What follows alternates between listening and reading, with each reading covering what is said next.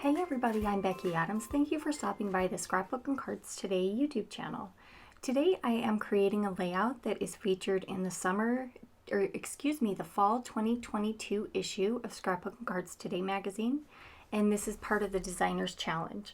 So these are the products that were sent to me to create one 12 by 12 layout with.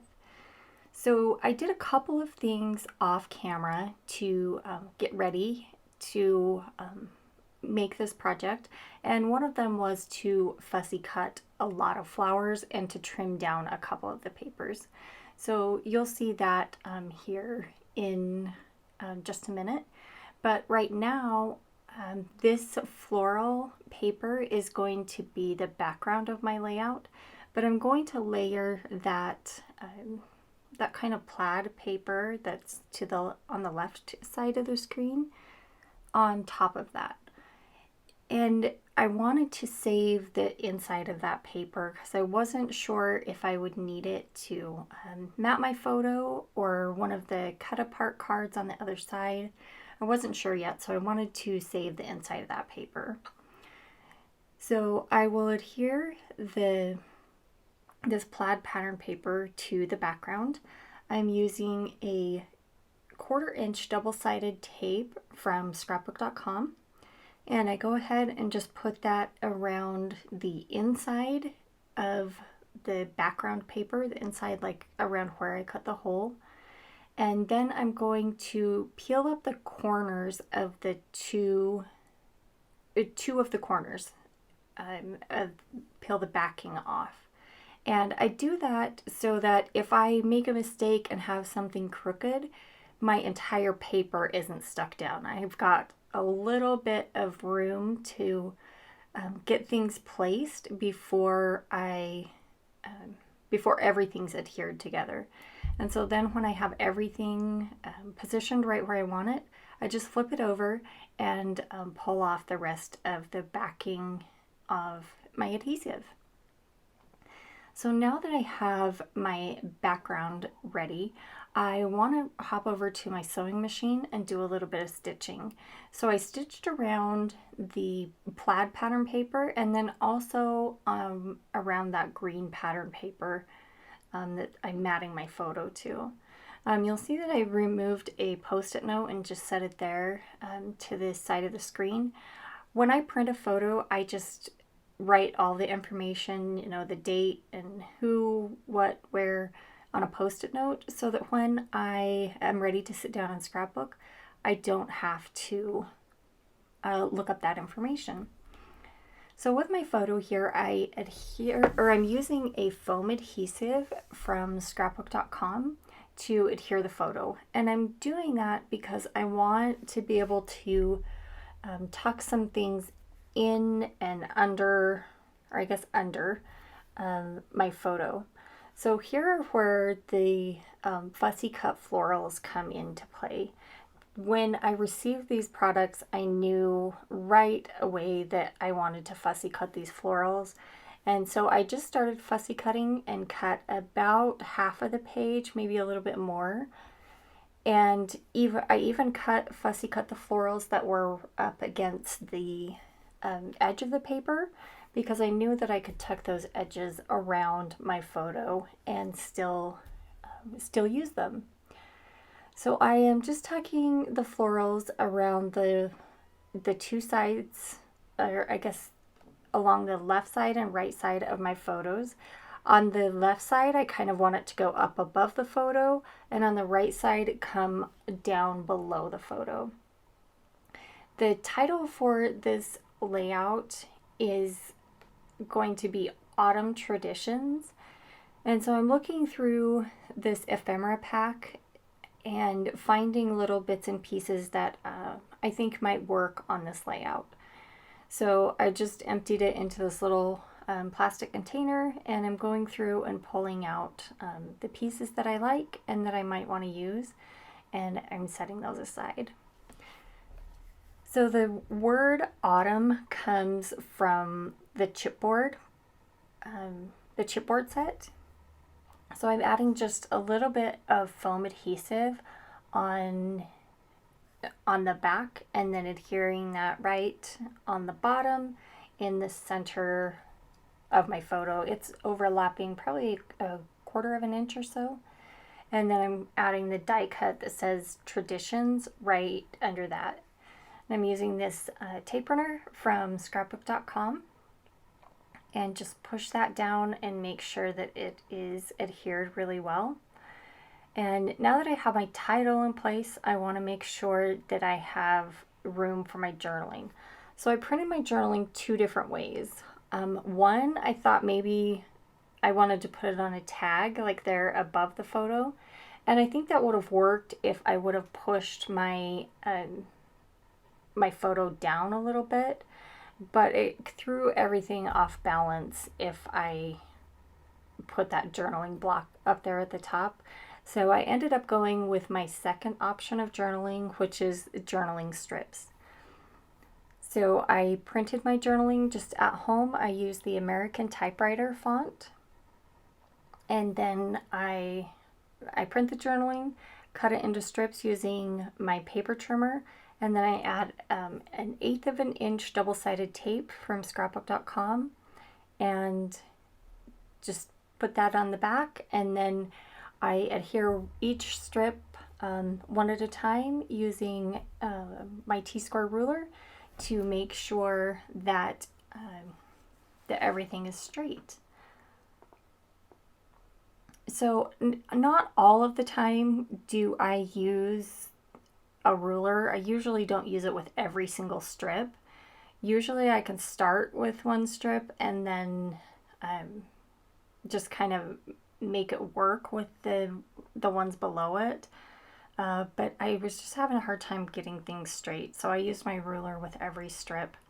There at the end, that little bit that I trimmed off, that's the other thing. When I print my journaling, I always type out the date, and then sometimes I end up using it, and sometimes I will stamp the date, but it's always nice to have the option of either a printed date or a stamped date.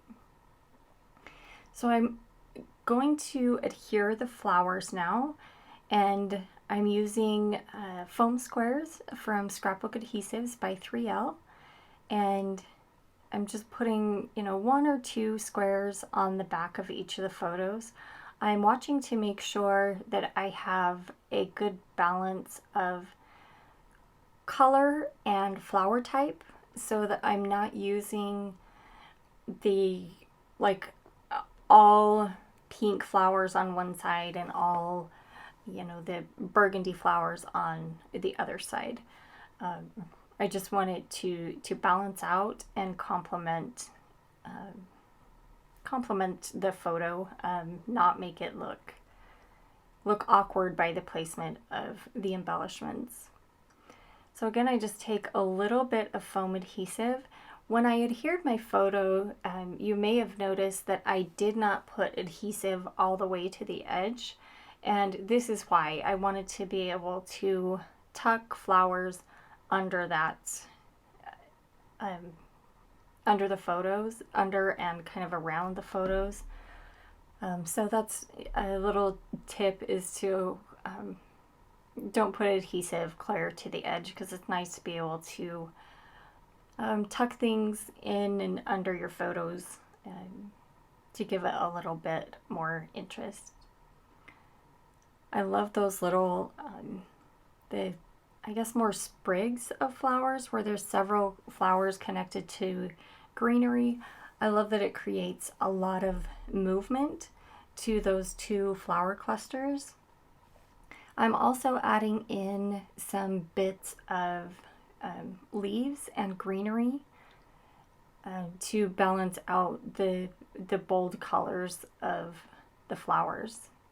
I thought about adding a pumpkin in, and I just decided that I wanted to stick with the florals. I have a few pumpkins in my photo, and I wanted those to stand out. I really liked just having the pumpkins in the photos.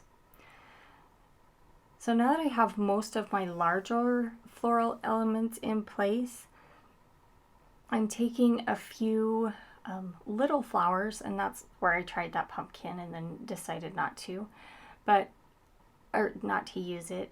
I'm taking the smaller flowers and kind of filling in where I need to, if I need to balance color or the shape of a flower. That's where I'm filling in with these little bits. So I am going to use the tag up at the top of the layout. I'm just not going to put all of the journaling there. I'm just going to use my date.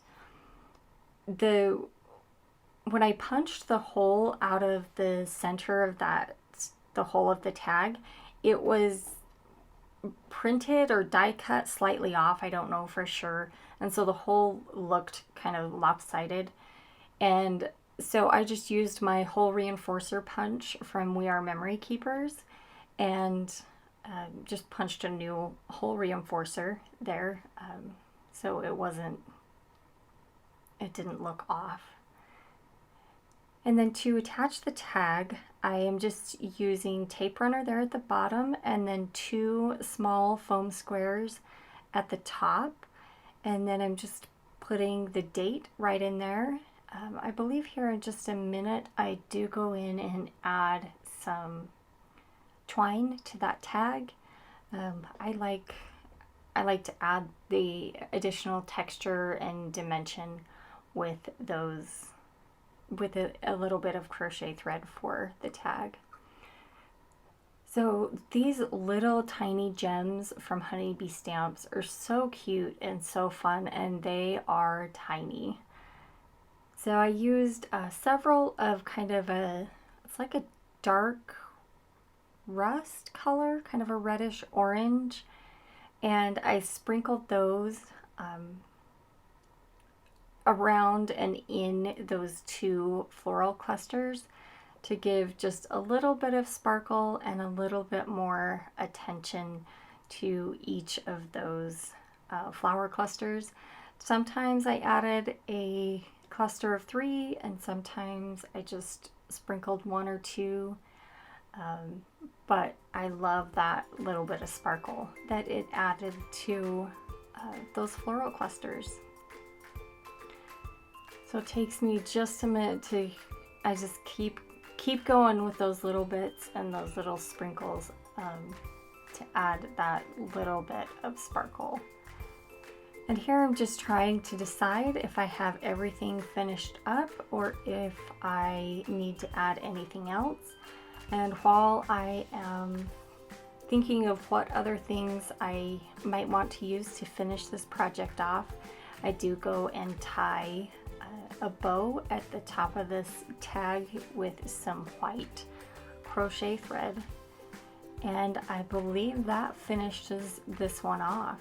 So thank you so much for stopping by. Please make sure and check out the Fall 2022 issue of Scrapbook and Cards Today magazine.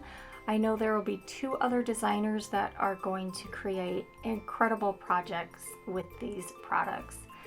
Thank you again for stopping by, and we'll see you again soon.